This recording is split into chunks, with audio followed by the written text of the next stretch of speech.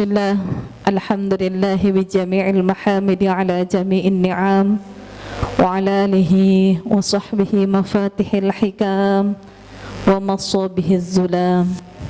Ashhadu an la ilaha illallah wahdahu la syarika lah wa ashhadu anna Muhammadan abduhu wa rasuluh la nabiyya ba'dah. Allahumma salli wa sallim ala sayyidina Muhammad wa ala alihi wa sahbihi wa sallim ajma'in, amma ba'd.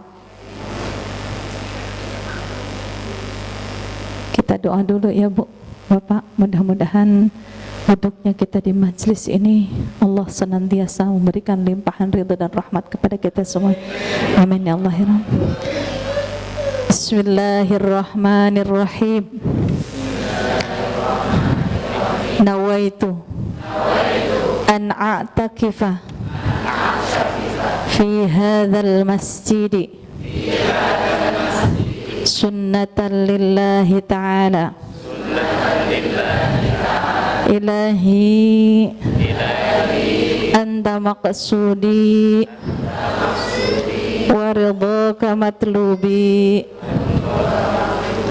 A'tini mahabbataka wa ma'rifataka.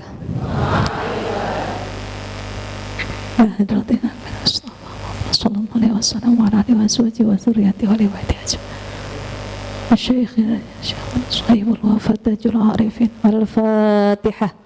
A'udzu billahi minasy syaithanir rajim. Bismillahir rahmanir rahim.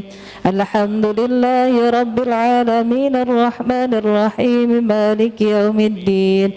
Iyyaka na'budu wa iyyaka nasta'in. Ihdinas siratal mustaqim.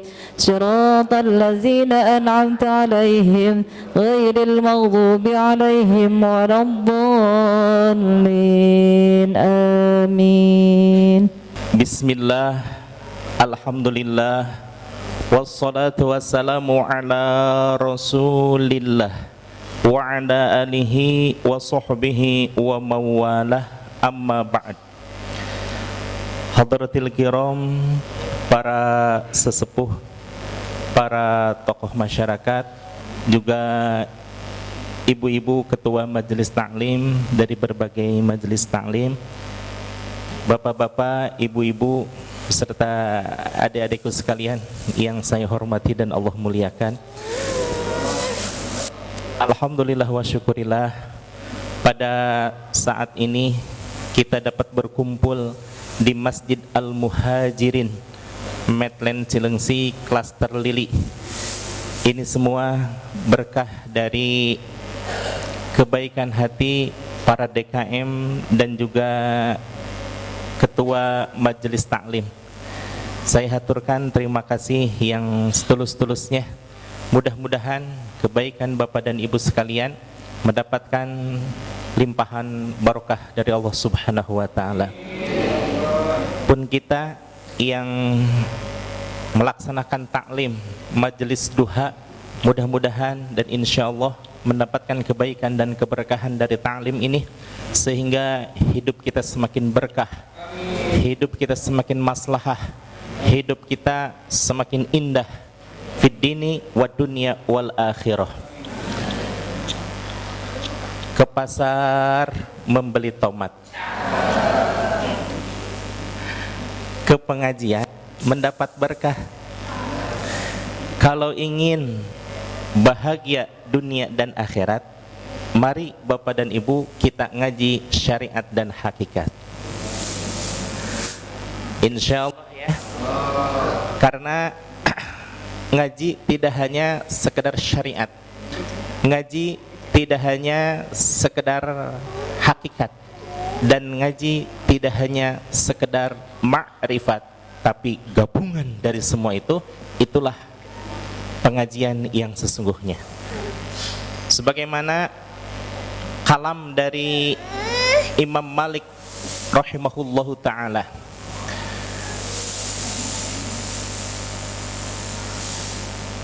tasawufu bila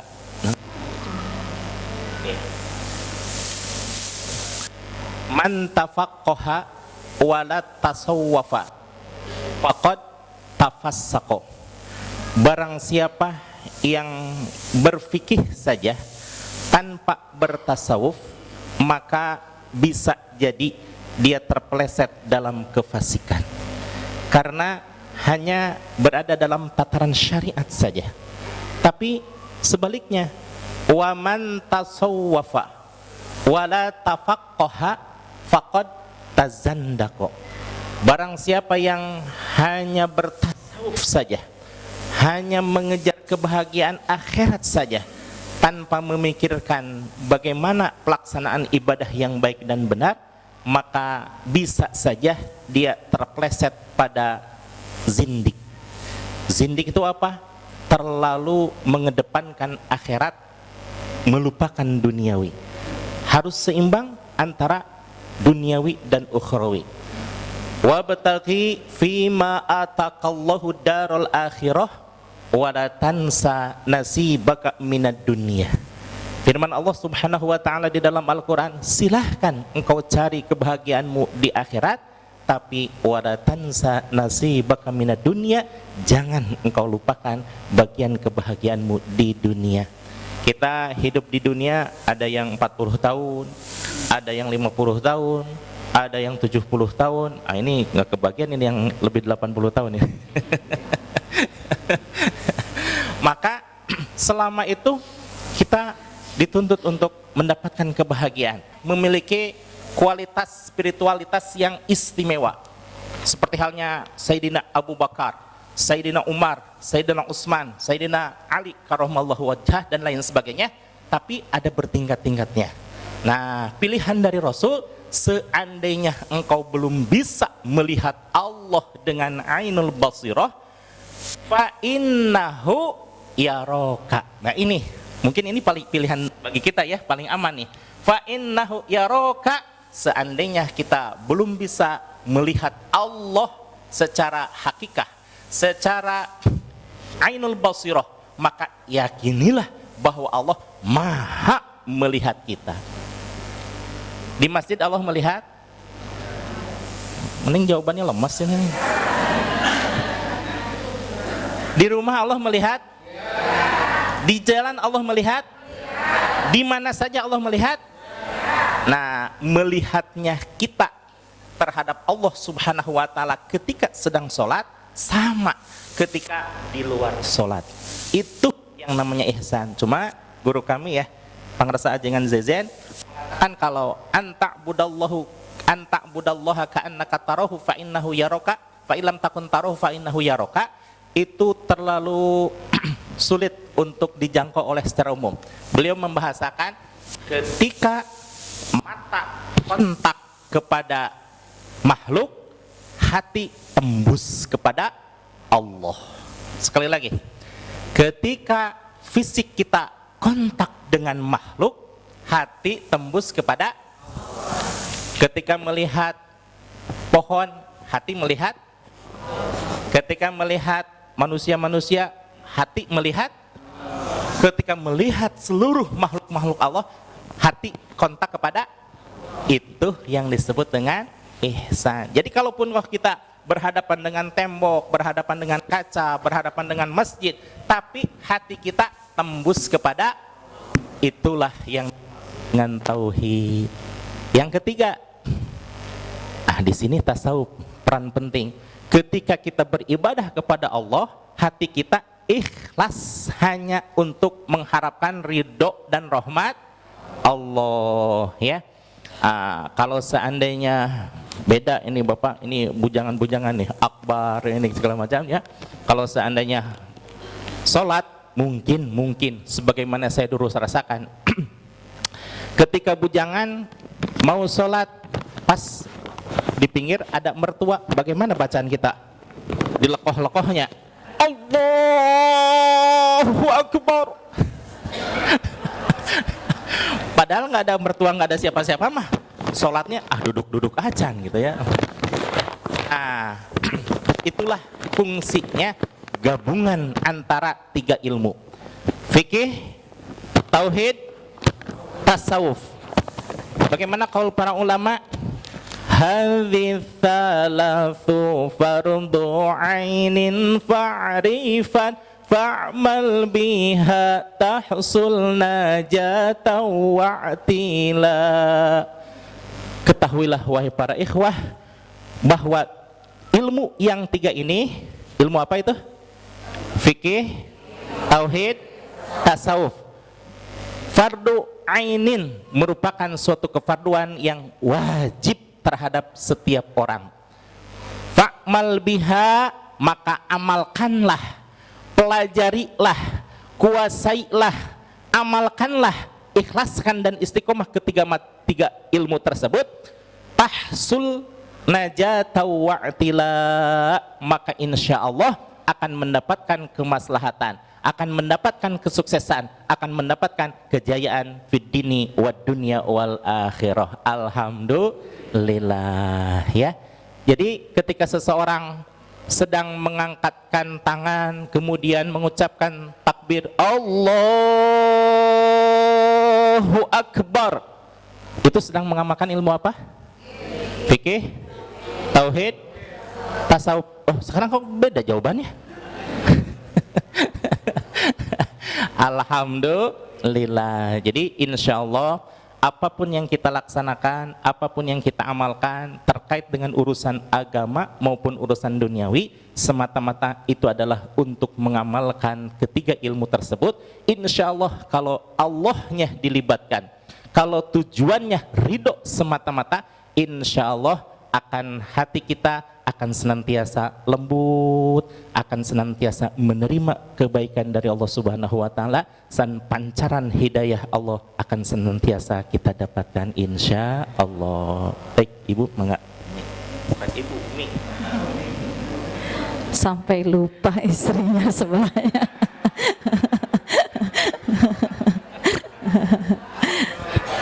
Hadirin rahimakumullah. Apa ya Bu, biar gak ngantuk. Hadirin rahimakumullah, tadi menyikapi bahwa kita adalah wajib tiga ilmu tersebut. Maka kenapa harus ada tiga? Karena kita lihat bahwa kita diciptakan oleh Allah Subhanahu wa taala kira-kira untuk apa Bu?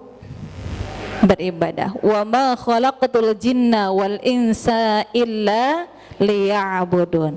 Maka tidak semata-mata aku ciptakan jin dan manusia, kata Allah, hanya untuk beribadah. Maka kalau tadi kita merasa kemana-mana dilihat Allah, lagi ngapain saja dilihat Allah, maka disitulah kita mudah-mudahan bernilai ibadah sesuai dengan tujuan kita Allah ciptakan, insya Allah ya. Alhamdulillah, makanya ini adalah, makanya tadi kita selalu diingatkan ya, duduk di sini kita niat i'tikaf dan juga meluruskan hati kita bahwa ilahi anta maqsudi, hanya Allah lah yang kita maksud, waridhaka matlubi, dan keridhoanmu lah yang aku cari, atini mahabbataka wa ma'rifatak, dan ajarkanlah kepadaku agar aku bisa mencintaimu dan ma'rifat kepadamu. Maka di sini Bu, kita bilang biasanya cinta nggak sama Allah, cinta, mana buktinya? Kita bingung ditanya begitu ya. Ya, cinta sama Allah, cinta, mana buktinya? Gitu ya. Buktinya biasanya kalau orang cinta tidak mau mengecewakan. Betul? Hayya 'alas shalah. Ibu biasanya langsung atau ntar dulu? Langsung, alhamdulillah. Wah, beda ya kalau sudah masuk majelis duha udah langsung ya. Alhamdulillah ya. Di sini ya. Kenapa? Karena panggilan Allah. Ibu contohnya gini, ibu dipanggil sama suami ibu. Kalau ibu diam baik, kira-kira suami marah nggak Bu? Marah. Iya. Kenapa? Cinta nggak sih? Dipanggil nggak nyaut-nyaut? Ya, seperti itu. Ini Allah memanggil kita. Ya, Allah itu memanggil pertama ketika kita sholat, ya kan? Pertama azan, ya kan? Yang keduanya azan itu ketika panggilan sholat. Yang kedua adalah panggilan Baitullah, ya kita ke Mekah lah ya, ibadah haji. Nah, di sana yang ketiga baru panggilan meninggal. Kayak udah lemes banget kalau udah meninggal ya. Nah, maka di sini ketika Allah memanggil kita, ya, yang pertama, yang kedua mungkin kita butuh proses. Yang pertama inilah minimal kita bisa segera, ya. Ketika Allah sudah memanggil, kemarin saya diajarin sama anak saya juga ya. Mi ayo cepetan sholat, nanti Allah marah katanya. Jadi sudah seperti itu, alhamdulillah sudah tertanam ya. Padahal saya cuma beberapa kali ya menyampaikan, ternyata alhamdulillah sudah tertanam ya. Makanya kalau kita telat ketika azan, nah ini alhamdulillah nih yang ketiga ini, kalau dibangunin lagi tidur, Kak sekolah, nggak mau. Kak ayo kita ke masjid, langsung bangun. Alhamdulillah Bu. Jadi di situ ternyata tertanam ya, saat bagaimana ketika diri kita mengenalkan. Kenapa sih kata saya senang kamu ke masjid? Kan asik kalau di masjid itu dibanding sekolah, katanya senengan asik ke masjid. Padahal dia nggak ngapa-ngapain di sini ya, masya Allah. Disitulah pintu berkah, disitulah rahmat Allah ya. Maka alhamdulillah anak pun sudah bisa merasakan. Maka kita semuanya mudah-mudahan tidak terlepas bahwa kita hidup itu adalah tujuannya untuk beribadah dan senantiasa mendapatkan ridho dan rahmat Allah Subhanahu wa ta'ala. Tadi menyikapi ketika kita tadi panggilan Allah yang terakhir. Kalau yang kedua kan sekarang Bu waiting listnya lama ya, sekitar ada yang 30 sampai dengan 50 tahun. Saya aja sekitar ngecek itu 2058, itu 2018 daftarnya. Ternyata kalau ibadah haji sekarang wallahu alam seperti apa ya. Makanya ya kita minimal tadi bisa menghidupkan masjid ya. Kalau yang terakhir kita ketika dipanggil yang terakhir, inilah kita tidak bisa mengelak lagi. Tidak bisa ntar dulu ya. Kalau tadi azan kita masih bisa beralasan, ntar dulu saya capek. Entar dulu ya Allah, Allah juga paham saya habis ngapain. Kan suka begitu ya, so dekatnya sama Allah. Suka di sini. Maka kalau sudah panggilan yang ketiga, ya disinilah kita tidak bisa ngelak. Siap tidak siap, ya mau tidak mau itu sudah pasti. Orang kaya, orang miskin, raja-raja, rakyat biasa, ibu-ibu, bapak-bapak, nggak mau ya, ibu-ibu mati, saya juga sama ya, tapi matinya nggak tahu siapa yang duluan gitu. Seperti itu ya. Maka diri kita harus siap. Tadi mempersiapkannya dengan apa? Maka insya Allah diri kita mempersiapkan bagaimana penuh dengan kecintaan kepada Allah Subhanahu wa ta'ala. Dan tadi pastinya mudah-mudahan walaupun mungkin ibadah kita biasa-biasa, walaupun ibadahnya ya sewajarnya, namun kalau Allah sudah cinta, kalau Allah sudah ridho, ya, kalau Allah sudah ridho, maka insya Allah Allah pun akan memberikan yang terbaik. Sebagaimana halnya kalau kita sudah menyayangi anak kita, pasti tidak akan mau mengecewakan anak kita. Apalagi Allah sang pemilik segalanya, Allah sang pencipta semuanya. Kalau Allah sudah cinta, kalau Allah sudah ridho kepada kita dengan amaliyah kita, maka insya Allah Allah pun pasti memberikan yang terbaik. Amin ya Allah ya Rabbal alamin. Maka di sini kita memasuki ketika syahadat ya. Asyhadu an la ilaha illallah, tiada Tuhan selain Allah. Ibu, yang dimaksud Tuhan itu kira-kira apa sih?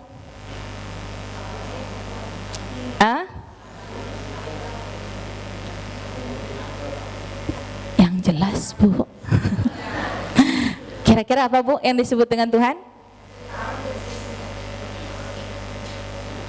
Pencipta alam, bukan.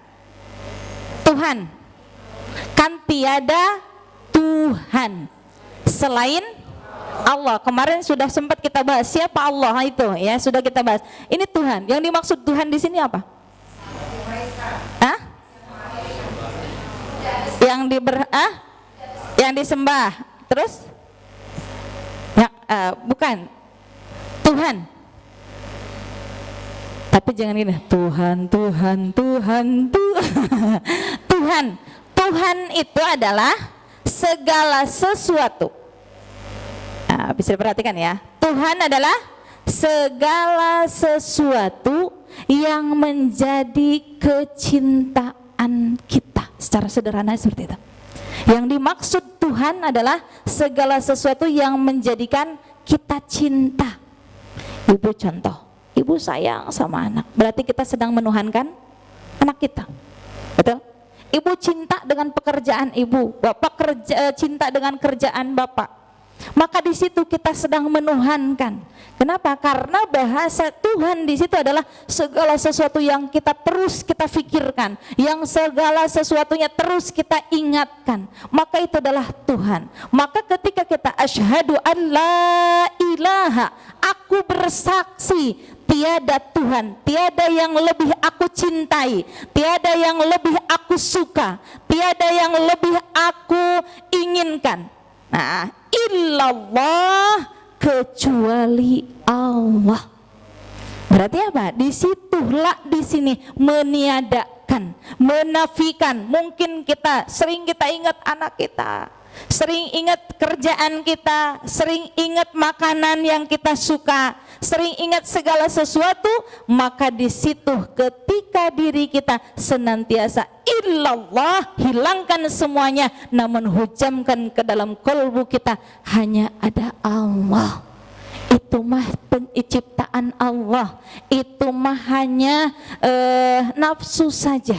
Namun yang secara hakiki, yang secara diri kita harus hujamkan dalam kalbu kita, yang harus senantiasa kita ingat-ingat, yang harus kita cintai, cukup Allah. Makanya di sana ada la-nya, la nafi, meniadakan.